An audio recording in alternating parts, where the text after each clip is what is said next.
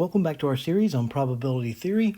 I'm Mark Ledbetter, and this is lecture video 20, and we're finishing up the binomial distribution in this video.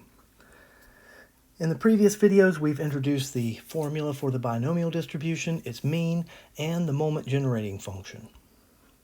In this video, we're going to introduce and derive the variance and do some examples. So the variance is going to equal n times p times q. So a very simple formula. Remember that mu is n times p. So the proof of this, we can do this using expectation, that definition, but we need to use this special expectation called the first factorial expectation to make the calculation easier, but it's tedious and we have to use those same tricks we used in the mean several times. So it's much easier to use the moment generating function, so that's what we're going to do. Remember that the MGF, which is m of t, is equal to q plus p e to the t raised to the nth power for the binomial distribution, and there's no restriction on t. This expression exists for all values of t. Okay. So we take the derivative of this, and so we end up with n out front, n minus 1. Don't forget the chain rule. You have to take the derivative of what's inside. Again, it's with respect to t.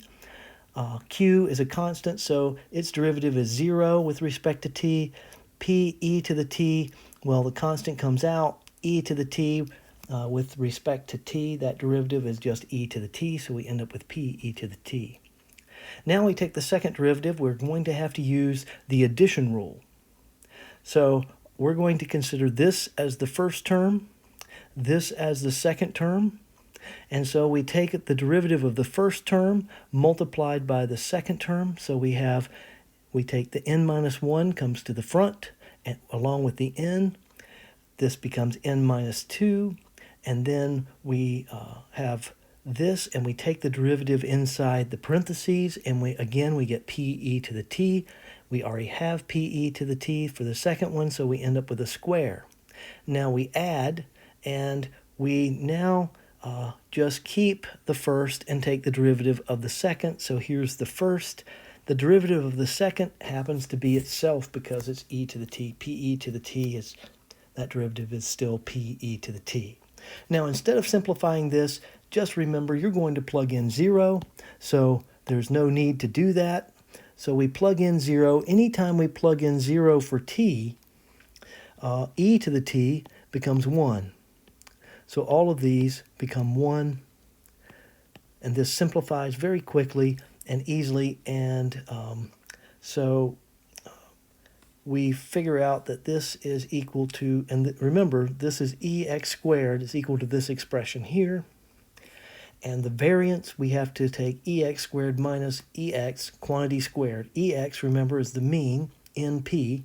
So we subtract off np squared.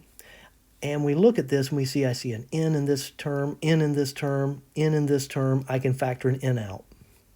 I see a p in this term, a p in this term, and a p in this term. I can factor a p out.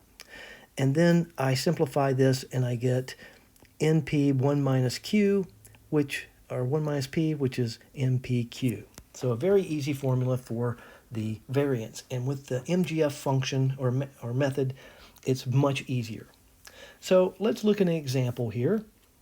Over a long period of observation, we note that a stable rate of defective items occur, and that's 1 out of 10 items. We're going to randomly select 5 items, so that's n equals 5, from the production line and test them.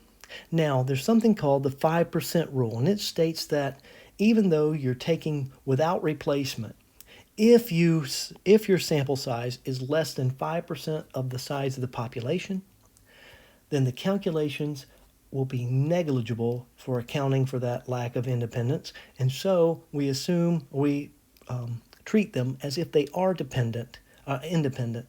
And so as long as the sample size is less than 5% of the population size, we can treat the observations as independent. And so that's the 5% rule, and that's what we're going to do. And that is very standard technique in statistics. So let X be the number of defective items. So that right there says that our category for success, quote unquote, are defective items. So that doesn't sound very successful to me. So again, this is just a semantics of how success was defined. But what it is it's the category of interest, and that's defective items. So that means we know that 1 out of 10 are defective. So P is equal to 0.1. Okay? So now we know that X is binomial 5.1. What's the expected value of X? It's the same as the mean. It's N times P, and that is 0.5. So over the long haul, we expect to get 0.5 defective items out of 5. So half of one will be defective. Okay.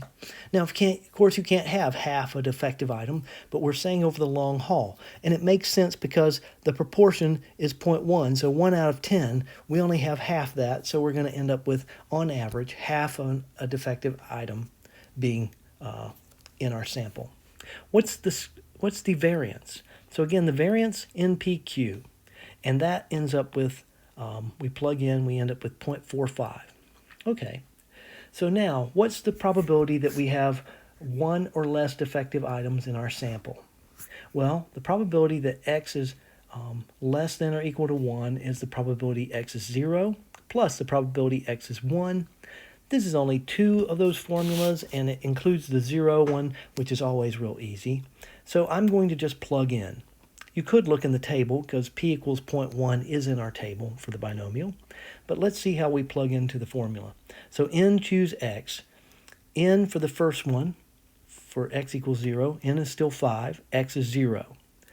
0.1 is P, raised to the X. X is 0. 0.9, which is Q, raised to the 5 minus X. 5 minus 0. Then we have 5 choose 1 because X is 1 over here. And raised to the 1 power, we're subtracting 1. So 5 choose 0, I hope you know that's 1. And 5 choose 1, I hope you remember that that's 5. N choose 1 is N. N choose 0 is 1. 0.1 raised to the 0 is 1. Anything except 0 or infinity raised to the 0 power is 1. And then I'm left with 0.9 raised to the 5th power. I've got 5 here. This is going to be 0.1. This is going to be 9.9 to the 4th. I add these together and I get about 0.9185. Now, what's the probability X is less than 3? Well, I don't want to have to calculate 0, 1, and 2. That's starting to get a lot. What if it was P of X less than 8? You certainly don't want to do that. So this is where you can use a table. So it turns out the probability that X is less than 3 is equal to the probability that X is less than or equal to 2. Remember, this is discrete, so we don't count 3 here. So that means it's less than or equal to 2 is what we're going to count. Let's go to our table. N is 5, P is 0.1. Binomial table is here. N is 5, P is 0.1, and I want 2. So here is the value in the table. All right, well, that's the end of this video. Please don't forget to scan your lecture notes, upload them to the Google Drive folder I've shared with you before midnight of the due date on the course calendar. Make them neat so you can read them. You can find information on tests and homework. Update your, for this video, update your list of distributions. Sorry about that. Your list of distributions with the variance. And if you have questions, come to virtual office hours. If you can't make those, email me, but send me a picture of your work and the question so I can help you faster and understand where you're coming from. So, hope you'll take care, and we will see you next time.